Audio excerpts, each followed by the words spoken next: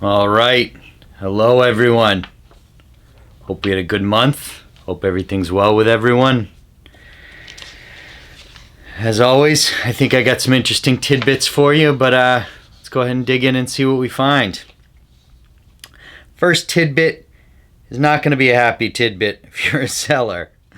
From 477 sales down to 387 sales year over year, down 18.9%. Not a great stat. Also, we went from 2,333 active listings up to 2,506, so we're up 7.4%. So read between the lines there, right? Pretty easy to see. More listings, less sales. Not the greatest news for sellers. Still good news for buyers. Of course, as always, depends on your price point. I feel like I kind of have beaten that point to death at this point. So if you haven't heard me yet, I don't know what to tell you.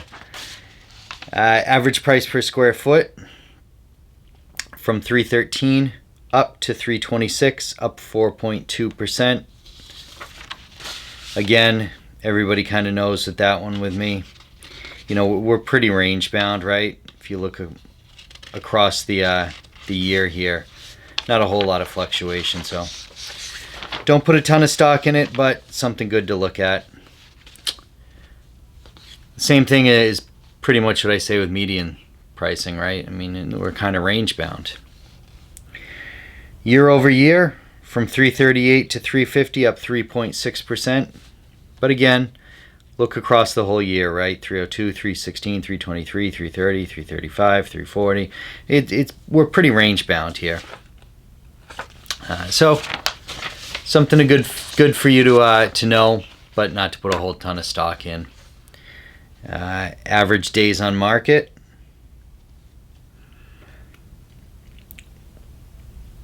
You know, more and more, I think this is an important thing to look at for an overall theme. Again, this is another one where if you look at it, we're kind of range bound throughout the year, right? So I think it's something to, interestingly enough, to pay some attention to, in the fact that look at that, it's 90 days, right? It's pretty much just what you see. And on the same token, we've been seeing constantly things selling for about 90% of list price. Once again, I do have to caution everybody with this because I get a number of questions on this, and I think you have to be careful with it. So that 10% discount to asking price is across all price points here. If you're a condo over 800 grand, you're likely gonna be looking at a pretty big price cut versus what you're listed for. That market is just very, very slow right now.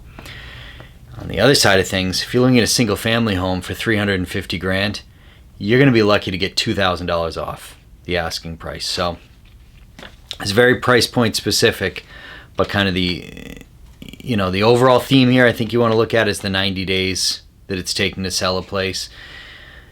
You have to ask me about what price point you're in if you're going to ask me what kind of discount to market things are getting, because this can be a bit deceiving, and I had a number of questions this month, and I want to address that one head on. Last slide here, months of inventory from 4.9 up to 6.5 year over year, up 32.7%. So this is all the stuff that we kind of knew on the first slide, right? You knew that if you've been watching me for a while, you knew this last slide wasn't going to look great compared year over year when we had fewer sales and more inventory. And that's exactly what this tells you. The months of inventory is the best snapshot I can quickly give you as to where the market is and what's going on. So I think it's something to pay attention to. And again, this all comes down to your price point. That's what I'm really trying to hammer home with people now is, if you're looking to list and you're on the higher end, it's going to be tougher. If you're looking to list and you're on the lower end, it's a great time to list right now for that. Same thing, I just listed a multifamily property and without people even seeing it, there are offers rolling in. So there are some segments of the market that are really working out well, but you got to know where you are in the marketplace. So I'm going to be short and sweet this month. Hope everybody has had a good month, and we'll see you next month. Take care, everyone.